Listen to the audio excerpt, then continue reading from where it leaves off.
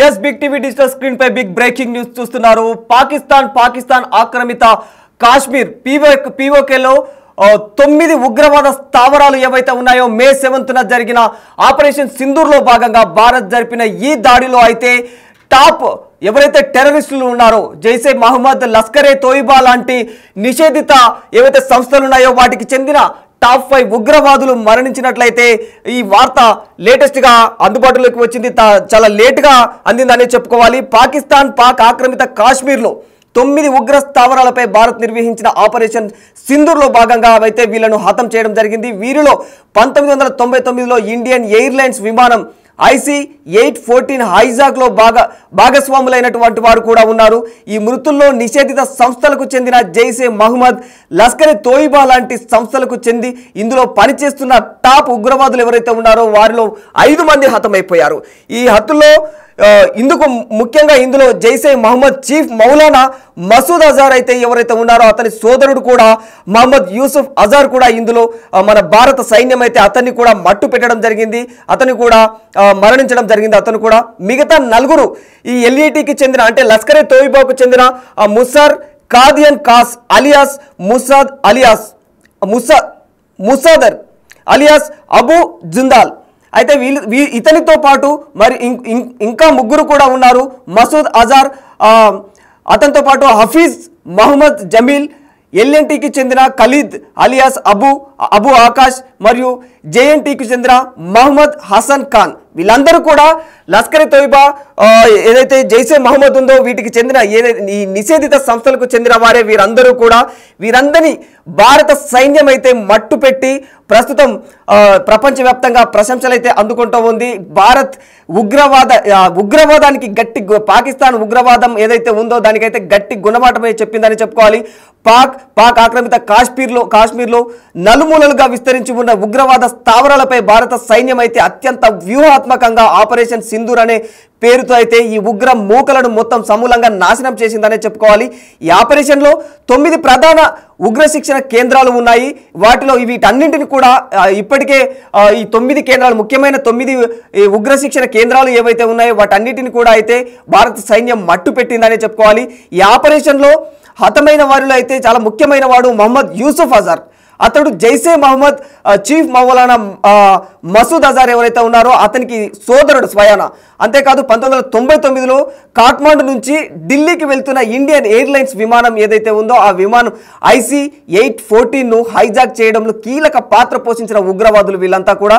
ఇతనిపై కూడా interpole red corner నోటీసులు కూడా జారీ చేసింది. ఇప్పటికే యూసుఫ్ అజార్ను ఉస్తాద్జీ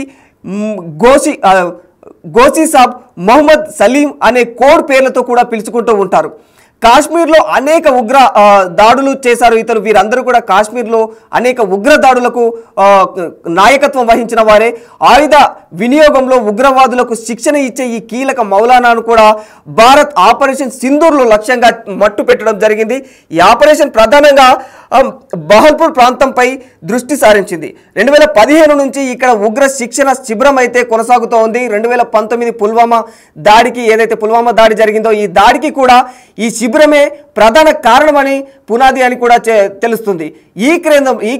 ఈ కేంద్రంలోనే JEM వ్యవస్థాపకుడు మసూద్ అజార్ కూడా అతని కుటుంబంతో పాటు చాలామంది కూడా ఇందులో హతమయ్యారు. ఇంకా చాలామంది ఉగ్రనేతలు కూడా ఇందులో హతమయ్యారని చెప్పుకోవచ్చు.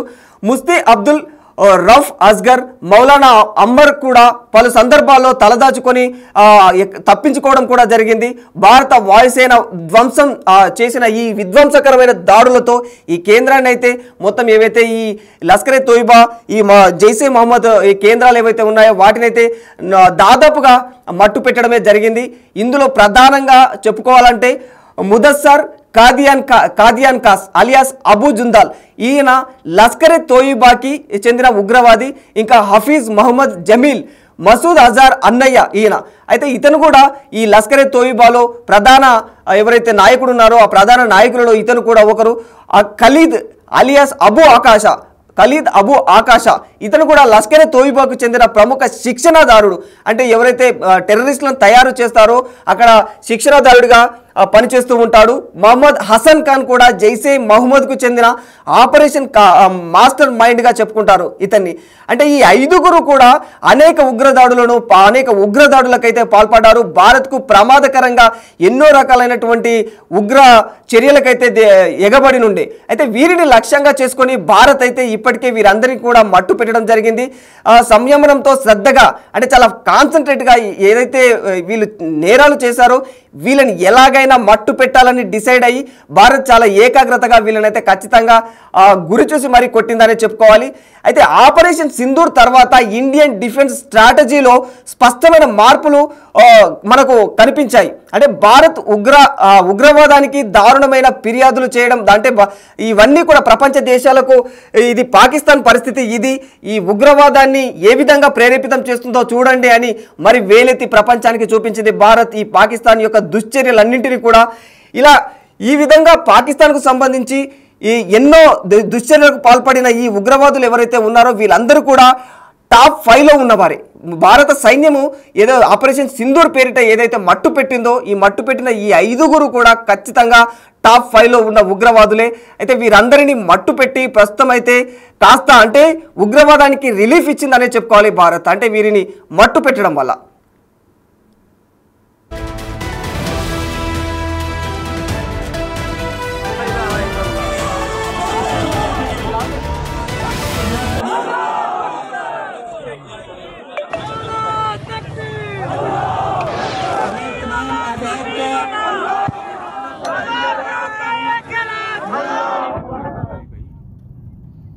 देखना वाम कैसे आ रही है वहां से।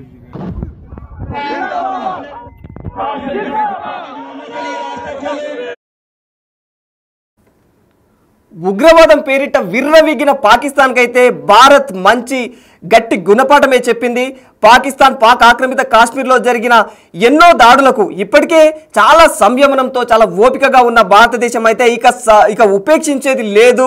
వీరు చేసే అరాచకాలు ఆకృత్యాలు మామూలుగా అంటే అడ్డు అదుపు లేకుండా పోయాయి. ఇక తప్పనిసరి పరిస్థితుల్లో ఇప్పటికే అసలు అంటే ఐక్యరాజ్య సమితికి కావచ్చు ప్రపంచ దేశాలకు కావచ్చు పాకిస్తాన్ యొక్క దుశ్చర్యలు ఏవైతే ఉన్నాయో ఇవన్నీ కూడా వేలెత్తి మరి చూపించడం ఆధారాలతో సహా చూపించి మరి దెబ్బ కొట్టింది భారత్ అయితే పాకిస్తాన్ని.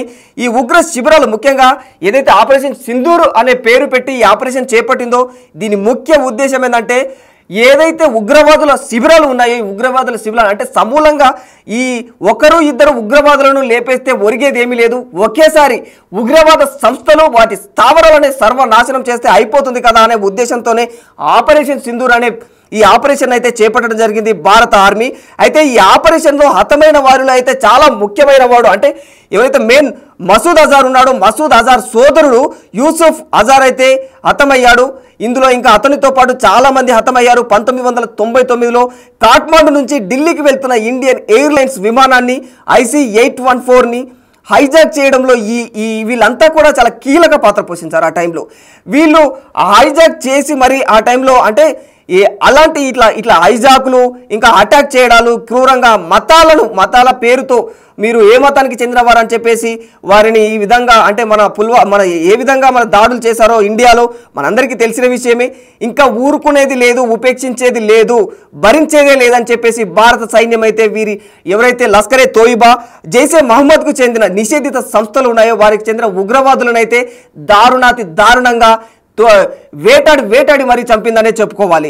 ఇంకా ఉగ్రవాద సంస్థలను అయితే పూర్తిగా సర్వనాశనం చేసింది. 9 ఉగ్రవాద సంస్థలు. నాటే జోక్ అంటే పాకిస్తాన్లో వీరందరూ కూడా పాకిస్తాన్ పెంచి పోషిస్తున్న ఈ ఉగ్రవాద సంస్థలు పాకిస్తాన్ మాకు అసలు సంబంధం లేదు ఉగ్రవాదులతో అని చెబుతూనే ఓవైపు ప్రపంచ దేశాలకు మాకు అసలు సంబంధం లేదు ఈ ఉగ్రవాదానికి అని ప్రపంచ దేశాలకు పాకిస్తాన్ చెబుతూనే మళ్ళీ అదే ఉగ్రవాదులకు వారిని పెంచి పోషించడం జరుగుతుంది లోపల అనేది భారత్ పసిగట్టి ఈ 9 ఉగ్రవాద స్థావరాలపైన అయితే ఒకేసారి రాత్రికి రాత్రే హాఫ్ అన్ అవర్లో 25 మినిట్స్లోనే దాదాపుగా మొత్తం చెల్లాచెదరు చేసి పడేసింది ఈ ఉగ్రవాద స్థావరాలను అయితే. ఈ ఆపరేషన్ ప్రధానంగా బహల్పూర్ ప్రాంతంపై దృష్టి సారించిందని చెప్పాలి. 2015 నుంచి ఇక్కడ ఉగ్ర శిబిరం కొనసాగుతూనే ఉంది. ఇక 2015 నుంచి అప్పటి నుంచి ఈ అరాచకాలు ఇంకా మితిమీరిపోయాయి. అంతకు ముందు ఉన్నాయి కానీ 2015 తర్వాత ఇవి మితిమీరిపోయాయి.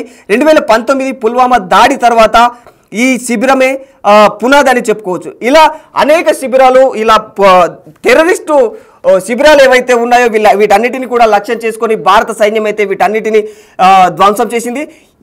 ఈ దాడిలోనే ఈ టాప్ 5 టెర్రరిస్టులు ఎవరైతే ఉన్నారో, లష్కరే తోయిబా, జైషే మహమ్మద్కు చెందిన టాప్ 5 టెర్రరిస్టులు ఎవరైతే ఉన్నారో వీళ్ళందరినీ కూడా ఇందులోనే మట్టు పెట్టడం జరిగింది భారత ఆర్మీ.